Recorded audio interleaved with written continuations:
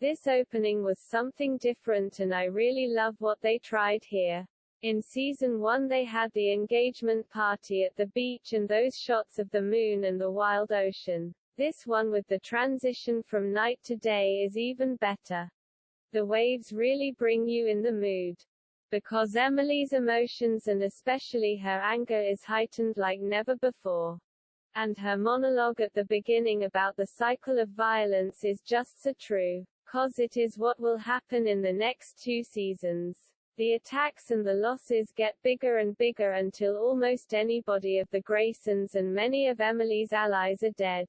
The next scene is one of my favorites with Emily and Nolan. And still one of my favorite quotes of Emily. I like that even Nolan cannot calm her down and with such speed she is going through this scene. As she is taking the gun I was almost certain she would march over there and try to kill either Conrad or Victoria or maybe both of them. And Emily Van Camp is really extraordinary in this scene. How her hand is shaking. Just terrific. I love that Aiden comes and wants to comfort her but Nolan tells him to leave her alone. He is right, no one can console Emily in this moment. The loss is just too big and she needs time to process and calm down. I love this intimate scene, it is like a goodbye to Fauxmanda. And it is telling that she kept not only her new little family near her heart in this necklace but a photo of her and Emily when they were younger. Not to discount Charlotte's worth for Emily. But I think if she had died in season 1 or in this season, I think Emily would not have been that devastated. Not only because Charlotte is Victoria's daughter but because the relationship with Fauxmanda was far more deep and important for Emily. I do not think that she just saw her as a tool or banked on Fauxmanda dying for her. She knew in season 1 that Fauxmanda would be in danger when she sticked around under the name of Amanda Clarke. But Emily did the best to protect her and Jack. About Daniel going after the Iniatitve. It is funny that he talks about them as barbarians since his parents were the only one killing people lately. Victoria quite literally with Helen Crowley and Conrad ordered Fauxmanda's death. However, it was good that Daniel was talking freely and said he reached his limit. Though they are some kind of repeating themselves, I like those scenes in which Nolan talks with Aiden and Jack over Emily. It shows not only the strong bond Nolan has with Emily but with these two boyfriends of her. Spoiler alert. When he tells Jack after Aiden's death that he was his friend, too, I believe him. 'Cause we have seen the two men working together and getting closer in this and the 3rd season. I hate those repeating hospital scenes but I just love her quote here. Again, she is so full of hatred but also so focused. I love how the death of Fauxmanda brings her back on track. I know it is sad and I wished Margarita Levieva would have joined another season. But it is great that this seemed to have been the one thing that made Emily come back to her senses. By the way, after this, Margarita Levieva was a guest star on the Blacklist as a Russian assassin who was a target on Reddington's list. You should watch here. In this she was really great. And Gabriel Mann was a guest star too in this but in a later season. Like in Revenge, he was the best friend of a troubled woman with many problems which he tried to help solve. I cannot tell you more cause it would spoil the story, but I really like those flashbacks in which Gabriel Mann was in it. If I find the clips on YouTube I will tag the videos. Otherwise you have to watch the Blacklist. It is a nice show event, how it is not as complex and good as Revenge of course. About Ashley. As I said before, I like that for the first time she is not siding with the Graysons. I know a good deal of it is because Ashley wants to save her own skin. But I think she also draws a line here. 'Cause murder and violence seems to be something she does not tolerate. I like how blunt she is in this scene and just asks Conrad right away. Only Fauxmanda would have done that. And Conrad's reply, "Good morning to you," too, is just hilarious. Conrad is just so funny in this season and so full of confidence. Another reason why I never believed him being actually afraid of the initiative. He is just so not intimidated and far more self-confident than he was in Season 1. About Charlotte having to identify Fauxmanda. I know Emily could not have possible know this and she has to cope herself with the loss. But it adds to the things she has done to Charlotte by not telling her she is her sister Amanda and not Emily Thorne. And it is telling for both Emily and Victoria that they are using Charlotte to hurt each other. From this moment on, Emily uses the fact that Charlotte is Amanda Clarke's sister to make Victoria feel bad for Fauxmanda's death. Cause it has hurt Charlotte more than she can imagine. And after knowing who Emily really is, Victoria uses the same fact to make Emily feel bad for not telling Charlotte the truth in the first place. So in any case, neither her sister nor her mother are giving a damn about what Charlotte really feels and how she gets along. And again, I like how hatred comes out of every pore of Emily's body when she speaks with Victoria. Her body language and her face really screams, "I despise you." But since Victoria is so engaged with Charlotte, she does not recall Emily's feelings. The subtle shaking of the head as Emily sees Victoria embrace and upset Charlotte is the reaction of the audience, who like Emily cannot believe that Victoria has the guts to comfort Charlotte since she and her husband are responsible for her loss. About Charlotte finding Amanda's foster brother. I know she means no harm and this is the easiest way to introduce him. But it just feels so forced. Why did they even have bring this up? I mean, I liked the backstory with her foster mom and the flashbacks, though it had something from Hansel and Gretel. As I said in an earlier episode, one wished they had touched about this when Fauxmanda was still alive, so we could get more information about her background. Besides this photo Emily shows Daniel in Season 3. We have no backstory about Fauxmanda's parents and her foster family. The only thing we know for sure is that she was in some kind abused by her foster father. I assume sexually, but we do not know for certain. Maybe he was just beating her up.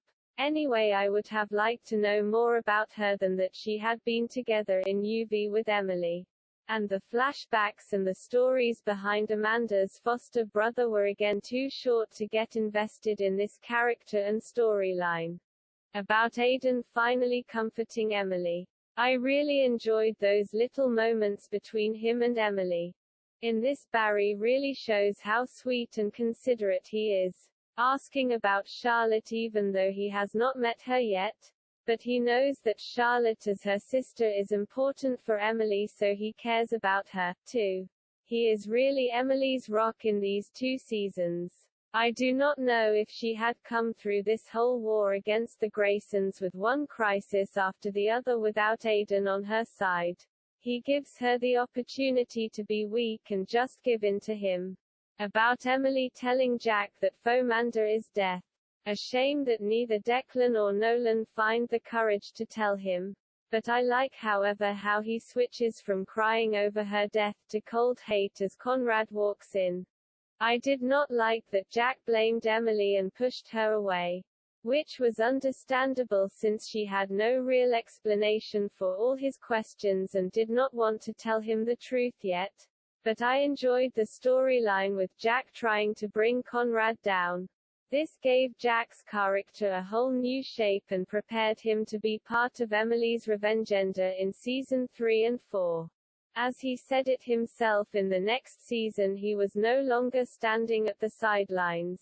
And I liked this improved version of him cause I was already getting bored by this all too innocent and oblivious Jack. It was like he and Emily shared a common goal, bringing Conrad down for everything he has done so far.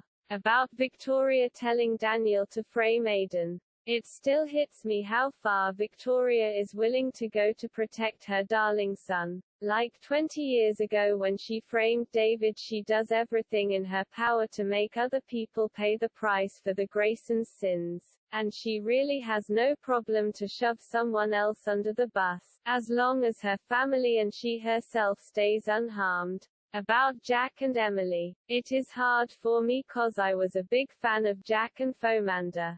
But I also enjoy the friendship of Emily and Jack. Since season 1 they grew closer together. So it was some kind of nice that their conversations about Amanda always had this hidden meaning. On the other hand, I was really looking forward for Jack getting to know the truth. Spoiler alert. It was kind of frustrating to see how long they waited for this. I think longer than till the finale they could not have waited.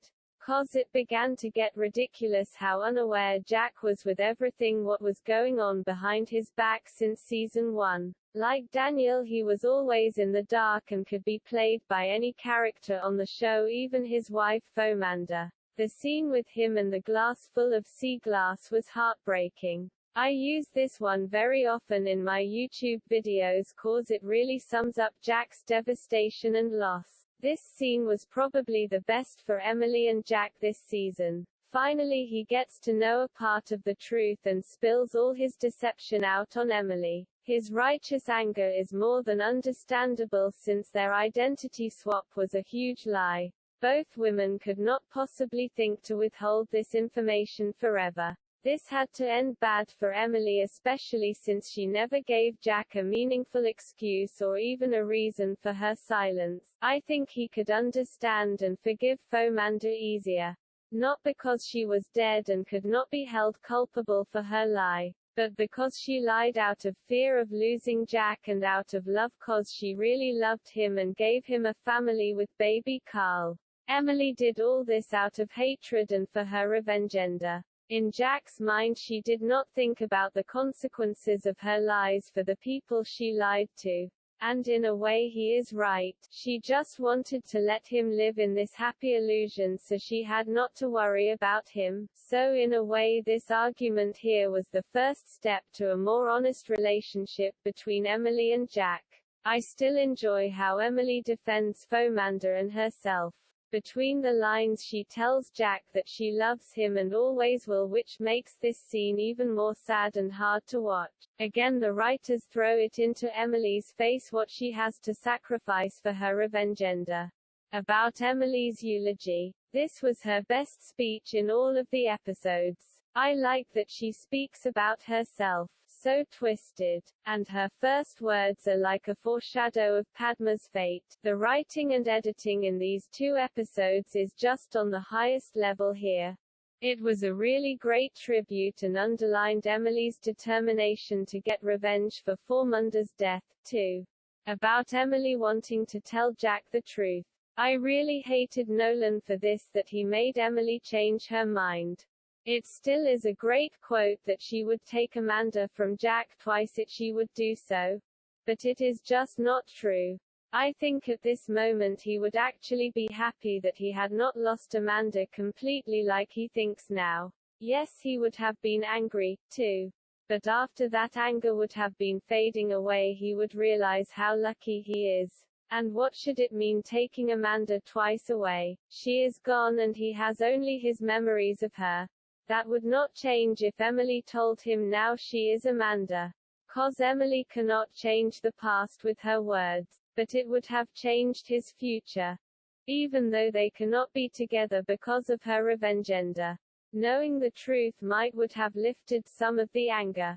At this moment Jack is confused and cannot make sense out of the things he got to know about his wife. Emily could have brought light into it but just did not. This scene with Victoria and Emily at her father's grave was interesting. I still cannot get my head around what the writers wanted to show us here.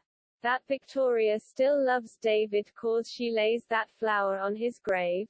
That she has a bad conscience because of the death of Amanda? Or should her words be a reminder that everything she does is for Daniel? Anyway, it some kind makes me sick that I cannot get around such ambiguous scenes, but also makes me admire the skilled acting of Madeleine Stowe. One thing about Emily's black dress. I like the floating quality of it. Really looks like Electra at her father's grave. That kind of allusions to the ancient Greek roots of revenge is just so much fun to watch for me. I have not read any of these original stories, but I know the plot and the structure elements which are in many TV shows and movies, still the same patterns. This little scene really made me angry, and my reaction was about the same as Aiden's. I mean, I was already mad why she did not use all the information and proofs of Conrad's crimes to finally take him down, but on top of that she throws everything in the ocean. Why? Just so Revenge gets another season because her mission is not complete? I still like her quote that she wants to punish Conrad and Victoria more than just sending them into prison. However, it made absolutely no sense for the upcoming season. Spoiler alert. Cos Conrad literally goes to jail because of Emily, and Victoria is locked up in a mental institution which is as good as prison. The end of the episode still gave me hope, since Emily vows no more distractions and Aiden talks about going back to basics. But with the plot around her foster brother, Emily gets distracted again, so I hated his sudden appearance at the end of the episode.